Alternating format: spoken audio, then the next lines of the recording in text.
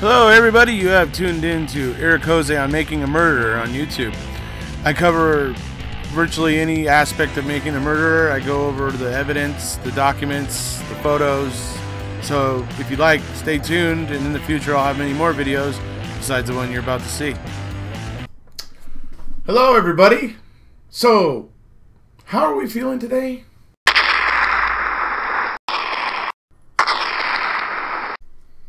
Yeah, that sounds about right, but let's have a look at the dissenting opinions of Chief Judge Wood and Circuit Judge Rovner. The first dissent is going to be from Chief Judge Wood, and she really lets it be known exactly what she feels the majority kind of got wrong. She does it respectfully, but she's not sugarcoating it. She's just being very plain and very blunt about how she feels that this got miscarried, that this thing is just not, that she feels that something slipped through the fingers of the justice system here, essentially. So, but I think with Judge Wood, with her dissent, and with also Judge Rovner's dissent that's also there, two very strong dissents. I mean, they are very strong. I mean, and you're going to see. I think all these things are going to weigh together, and they're going to all add up, along with all the amicus briefs that we're going to see roll in, like I'm going to show you here in a minute. With all the stuff that's going to come in, I think the Supreme Court is going to be compelled to really give Brendan Dassey's case a serious look, and I truly believe that. Like I said, it's such a worldwide phenomenon. There's so many people paying attention. The case is so highly charged that it's hard for me to imagine that the Supreme Court is just going to like pass it by. Just doesn't seem very likely. So we're going to go ahead now and start moving into the dissent. Wood, Chief Judge, and Rovner and Williams, Circuit Judges, dissenting. Psychological coercion questions to which the police furnished the answers. And ghoulish games of 20 questions in which Brendan Dassey guessed over and over again before he landed on the correct story, the one that police wanted, led to the confession that furnished the only serious evidence supporting his murder conviction in the Wisconsin courts.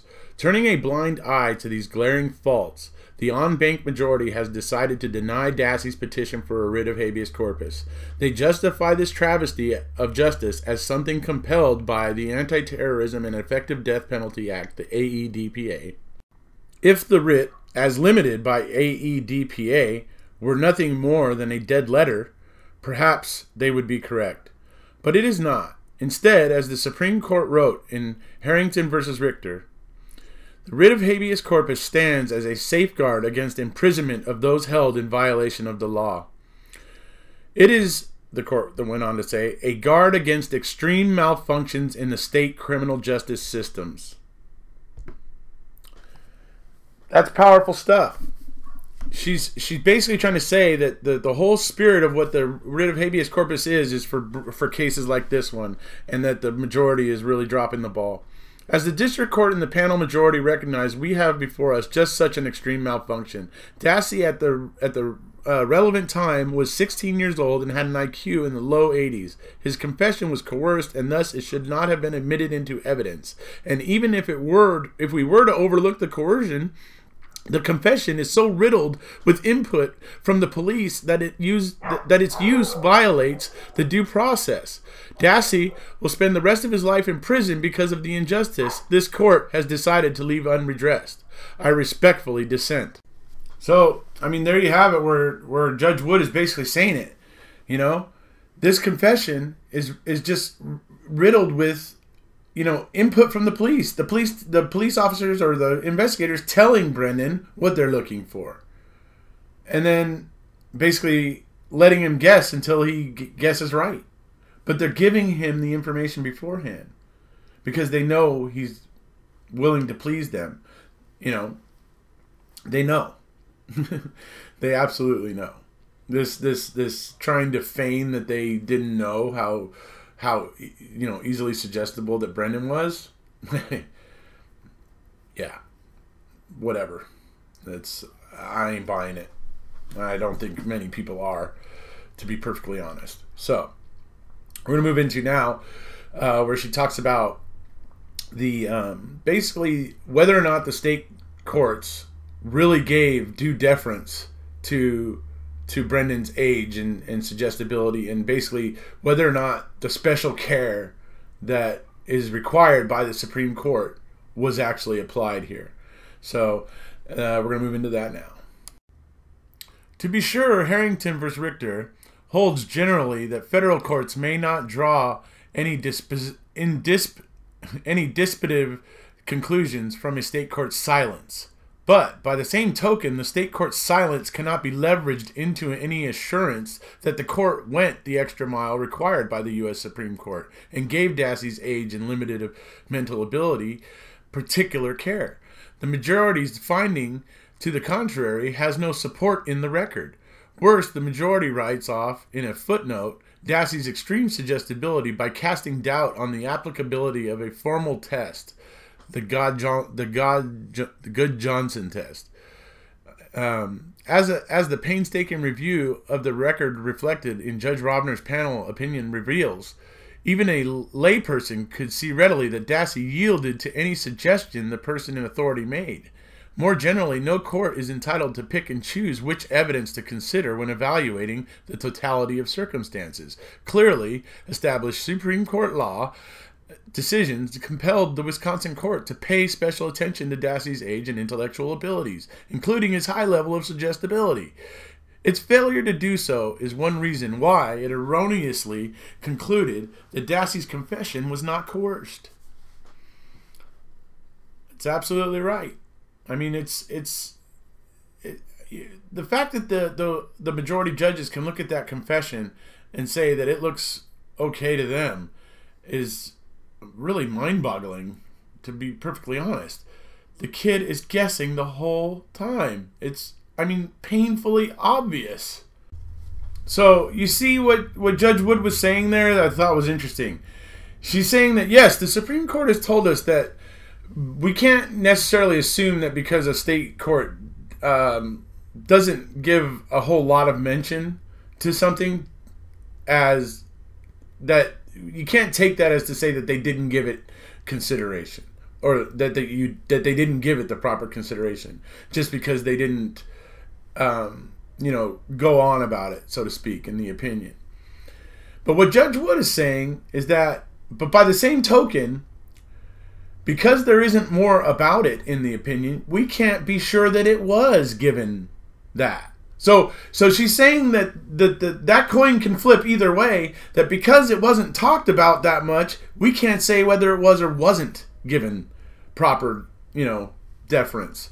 And it's a fair point, because when you look at the totality of circumstances really around this, it really doesn't look like it was given the proper deference. It wasn't given the proper consideration. It appears.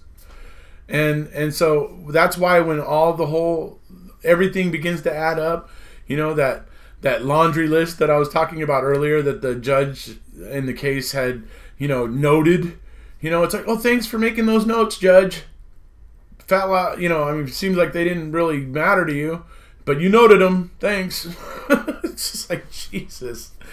Anyways, so I totally get what Judge Wood is saying here. And now we're gonna move into where basically Judge Wood starts just talking about all the red flags here and how she can't believe that her colleagues in the majority could just ignore these things. Nevertheless, first the state, and now the Banc majority, have culled a sentence here and there and have attempted to craft a coherent confession from them. The video recording of the police interrogation of Dassey, however, tells another story, one that is diametrically opposed to the state's tidy and selective summary. Among the many red flags are the following.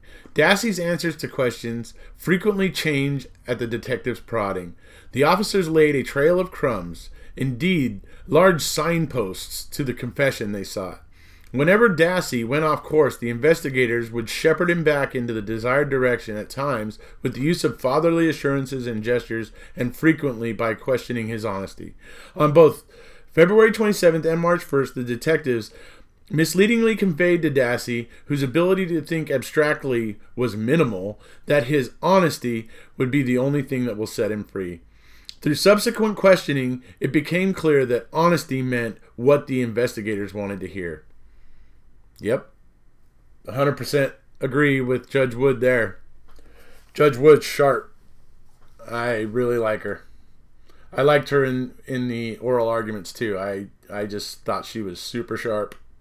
Okay, so now we're going to move into Judge Wood basically saying, well, stating the three principles here that the Wisconsin State Court failed really to give proper consideration. So we'll see those right now.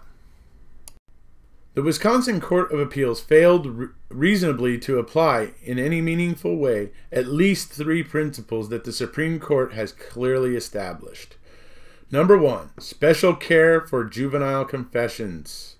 Number 2, consideration of the totality of circumstances. And, most importantly, number 3, prohibition of psychologically coercive tactics. This led to the kind of extreme malfunction in the adjudication of Dassey's case for which Section 2254D1 provides a remedy. By turning a blind eye to these problems, the majority has essentially read habeas corpus relief out of the books. That's a pretty heavy statement she makes there. She's basically saying that the majority is basically writing habeas corpus relief out of the books with that decision. So strong words there from Judge Wood. And like I said, I think Judge Wood is right on it, man. She also had a thing in here that she included in the decision.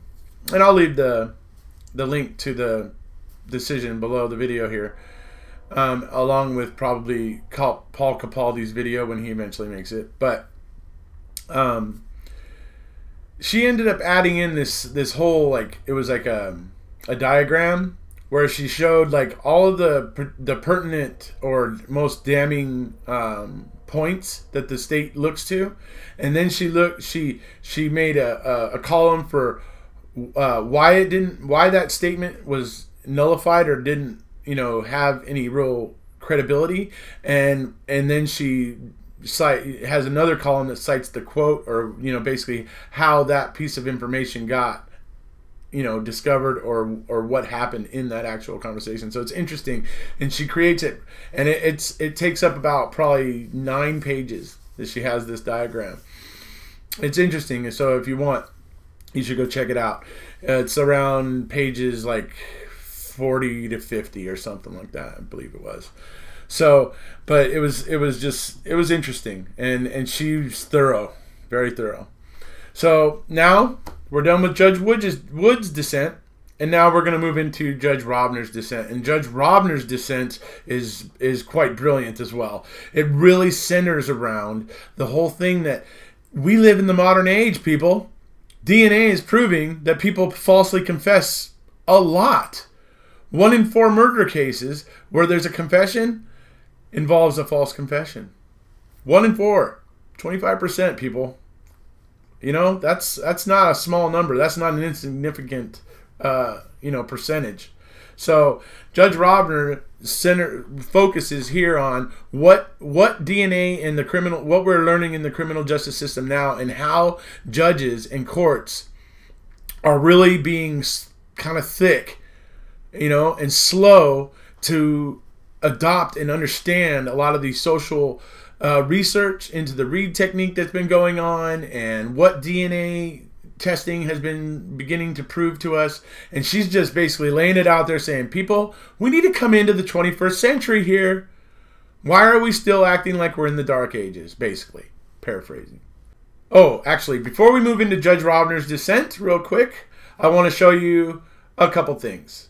For those of you who are, maybe aren't on Twitter and stuff like that, I want to suggest some people on Twitter for you to create. If you don't have an account, create one and follow these particular people I'm going to show you right now.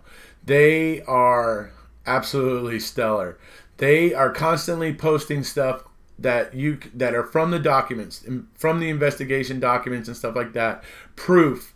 Like whenever Ken Kratz comes out talking about some new lie or some new BS that he's trying to peddle, like recently with talking about the deceptive editing done by the filmmakers, when he's the biggest deceiver of them all. You know what I mean? And you're going to find that these people I'm going to show you right now are the ones that are the very first to jump on him and point out all of his BS. And they are good at it. And not beyond that, a few of them just constantly, multiple posts a day, very smart stuff, very, very smart observations that they find when they're reading the documents. Just amazing stuff. These people, if you want to keep up with the case, but but this whole decision's got you down and you don't know, well, when you want to come check back in, you check in with these people I'm about to show you, because when you look at their Twitter feeds, you're going to know what's going on with this case right now. So I'm going to show you that right now before we move into Judge Rovner's dissent. So this is 6 people on Twitter that I really follow, quite often. The one that it's mousing over right there, that's TikTok Manitowoc. He's a Redditor. He is sharp. Man, the guy posts so many things that are just hugely, hugely thought-provoking. He's, in the documents. He posts a lot of documents, so if you want to get caught up on things, he's one place to go. 7 Pairs of Panties, another Redditor. Smart stuff. Tracy Coe, always posting about Brendan. She's a very huge supporter of Brendan. So I suggest when you want news about Brendan, she's a good place to go. Pub Tender there, TS. Whenever Ken Kratz comes out with some crap or some BS, you can count on her to be right there to shove it down his throat, to cram it back down his throat. She is a huge, huge, huge supporter and very smart. And then we got Foghaze up there, another Redditor, very smart. Very smart stuff. I mean, lots of digs into the documents and puts them out there for you to see. And another one there with Mystic Jinx. Absolute phenomenal supporter, phenomenal researcher. These people here, if you're following these 6 counts, you're gonna get a lot of information about the case in a short period of time. And by following these 6, you're going to discover others that are also very smart and very sharp. And you'll be able to get yourself caught up on the case at times when you need to. So, go check them out. Funny story about TikTok Manitowoc, everybody. that picture there, it was created by the SAIG Reddit community. They were making fun of him. They were trying to make fun of him. Well, because they don't like him. He posts, he says a lot of smart things and shoots a lot of holes in the prosecution's theory, and he puts up the proof to back it up, and they don't like him. They would like to silence him. In fact, they tried. They kicked him off of Reddit. He made one tiny mistake, and they kicked him off of Reddit. But they made that picture for him, and they made it as a way to embarrass him. And when they showed it to him, he liked it so much, and I agree, because I think it's hilarious. I think it's absolutely hilarious. But he liked it so much, he stole it from him and made it his profile picture on Twitter. Oh my Lord, funny stuff, people. So that's TikTok Manitowoc. He's like I said, he's definitely one you want to follow. 7 Pairs of Panties, Exonerate, and Mystic Jinx. You're talking about some very hardcore Redditors. They always have the best information, I'm telling you. So those are accounts that you would want to follow on Twitter. They're going to get you some good information quick whenever you're looking to check in on the case and find out what's going on. Okay, so I'm showing you where to get it. Obviously, me too. I didn't leave mine there, but at the end of the video, I'll put you up my Twitter thing so that you guys can go and follow me if you haven't already. So I'll put that at the end of the video for you folks. Now, we're going to move into Judge Rovner's dissent. Like as I said before, Judge Rovner is all about saying, "Hey, look, we need the courts to come into the 21st century here. We need to start looking at what's going on around us. DNA is proving a lot of things, that false confessions are happening a lot more than we previously thought, and blah blah blah. Basically, we need to move into the modern age." So, and that's the main theme of hers, and I think it's a good one. I think it plays well, and I think it resonates. So here we go. Rovner, Circuit Judge, and Wood, Chief Judge, and Williams, Circuit Judge, dissenting. I continue to believe, as I explained in the panel opinion, and as Chief Judge Wood's dissent so persuasively argues, that the state court failed to fulfill the Supreme Court's mandate to review juvenile confessions with special care, and unreasonably held that Dassey's confession was voluntary. And for all of the reasons upon which Chief Judge Wood has expounded, and those set forth in the original panel opinion in Dassey versus Dittman, I too respectfully dissent. I write separately simply to point out the chasm between how courts have historically understood the nature of coercion and confessions, and what we know now about coercion and the advent of DNA profiling and current social science research. So she's basically saying right there that there is new data out there, new proof that our ideas about false confessions are outdated. We need to move into the modern era, and that's what the whole theme, really, of her opinion is. Unfortunately, 4 members of the 7-member Banc panel of this court do not agree, a decision that I believe has worked a profound injustice. Nevertheless, I hope to convince my colleagues throughout the courts that reform of our understanding of coercion is long overdue. When conducting a totality of circumstances review, most courts' evaluations of coercion still are based largely on outdated ideas about human psychology and rational decision-making. It is time to bring our understanding of coercion into the 21st century. And I think that there's a good chance that that's going to happen, people. Because, well, let me show you a few things that Jerry Buting said on Twitter. All right, so this came from Jerry Buting. There will be many amicus briefs. For those of you who don't remember, the amicus brief was filed by Wicklander, Zawalski, and stuff about how they used Brendan's interrogation as a what not to do. Anyway, more of those types of things will be filed with SCOTUS, supporting Stephen Drizzen and Nyrider in their efforts to get a Supreme Court review of this travesty on justice. I'll write one myself if necessary. Retweet this if it's time to end the illusion of justice in America. Then he goes on to say about Rovner. Rovner's dissent notes need for the court to update understanding of psychological coercion, since DNA proves innocents do confess. SCOTUS has not reevaluated police coercion since the advent of DNA and social science research on the Reid technique. Now is the time, and Brendan is the case. So, you can see that there's a case to be made. The Supreme Court really hasn't addressed this issue since the advent of the DNA testing and what it's showing us, and how many people, this disturbing number of 1 in 4 confessions in murder cases is a false one. That's a significant enough number to be disturbing. So we certainly need the Supreme Court to give these circuit courts something to work with here, especially with young kids like Brendan was, especially as suggestible in the learning disabilities that he had. I mean, all of these things, I keep hearing that totality of circumstances thing being spouted by those judges, and I just keep going, yeah, the totality of circumstances suggests that it's a farce. I mean, but yeah, I mean, the totality of circumstances, this all needs to be addressed. The Supreme Court needs to give a new decision to really give the courts of America somewhere to look for more recent information from the Supreme Court when it comes to for at least for juveniles. Hopefully, with Brendan's case, we can hopefully get something for juveniles, and that'll be a start. That will be a start. You know what I mean? So that's where we've got to be headed with this. But at least it's going to come down from the Supreme Court itself, and it's gonna be that's it. That's going to be it. And then the circuit courts and everybody else is going to have to kowtow and you know, do as the Supreme Court wishes. And that ultimately it's unfortunate for Brendan that he has to sit in jail a little longer. It's a bummer, and it's a real kick in the teeth.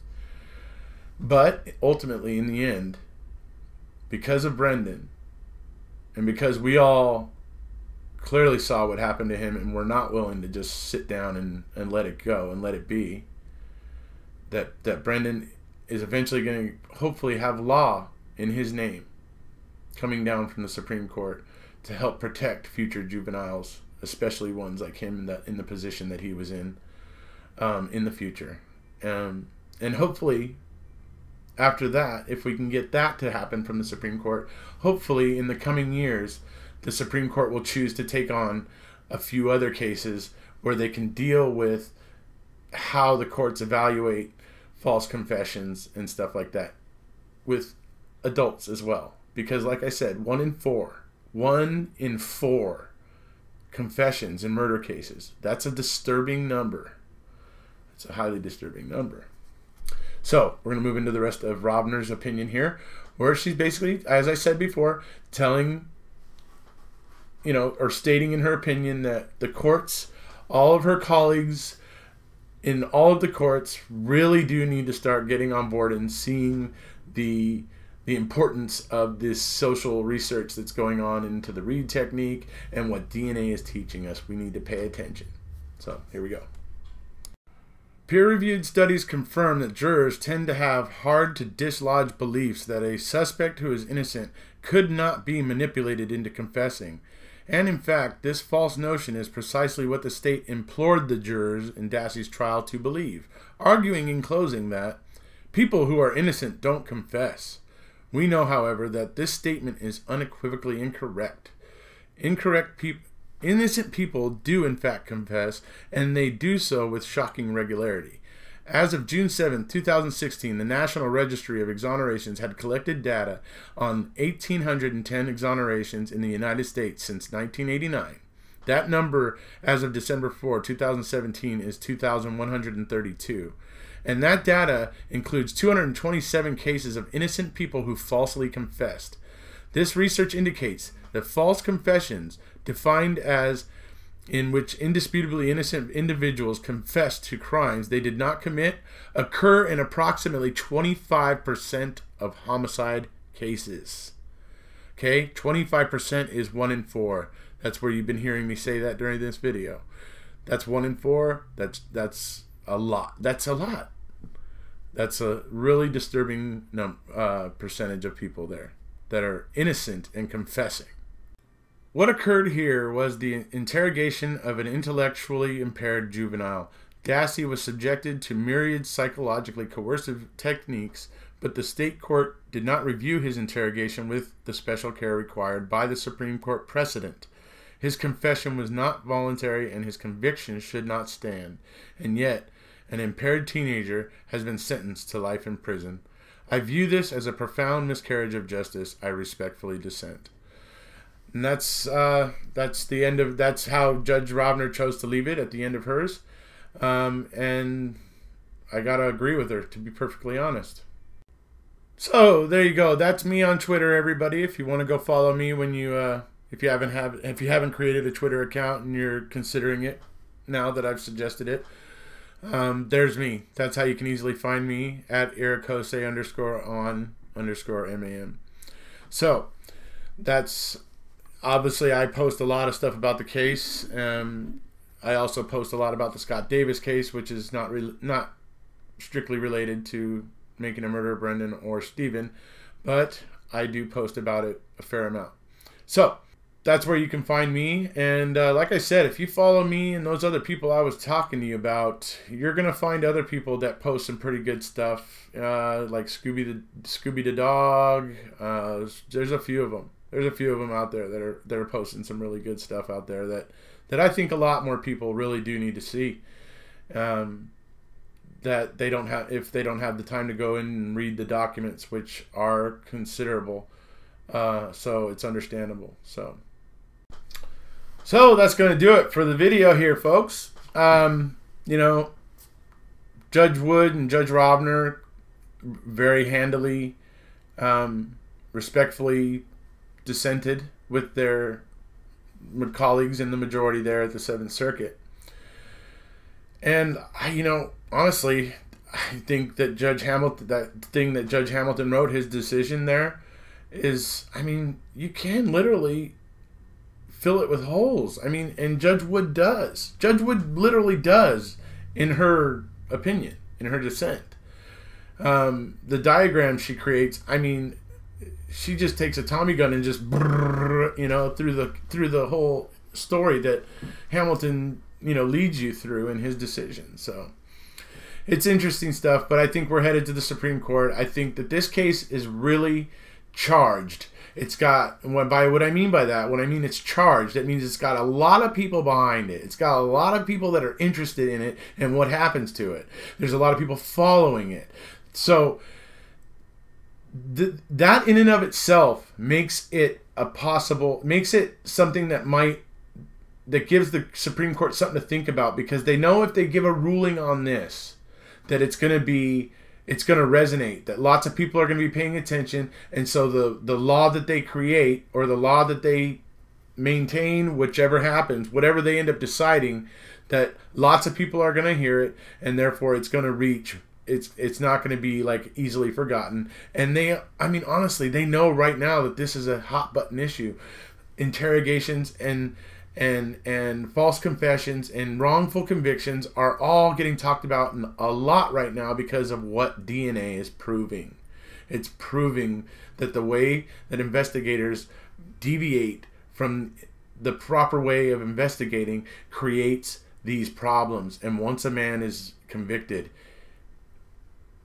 even if he is one of the lucky ones that manages to prove his innocence, it ends up being 10 to 15 years down the line, and it's so much of their life is now gone. And how do you even try to pay that back? I mean, it's an unfortunate problem, but then what do you have? Oh, you have these states now that want to, like Wisconsin, that want to take this attitude of, oh, well, who cares about the ones that are in prison? Let's make sure we prevent. Well, they talk a big game about making sure we prevent wrongful convictions and false confessions in the future. Like I say, they talk a big game, but basically what it comes down to is they don't have to pay. And that's what it comes down to. So that's going to be about it for this video. And when I say when they don't have to pay, I mean they don't have to pay for a bunch of people getting out of prison and suing them because they were wrongfully convicted. And they also don't really care about making sure that they prevent them in the future. And that is actually the really, really sad part. They talk a big game and they make a big show, but I don't see it. I don't really see it happening there. So, like I said, question that whole Wisconsin political structure, the DOJ, all of it. It's all a mess, a huge mess. It's, infested, as it were. So that's going to be about it, folks. We'll see you later. If you haven't already, please hit subscribe.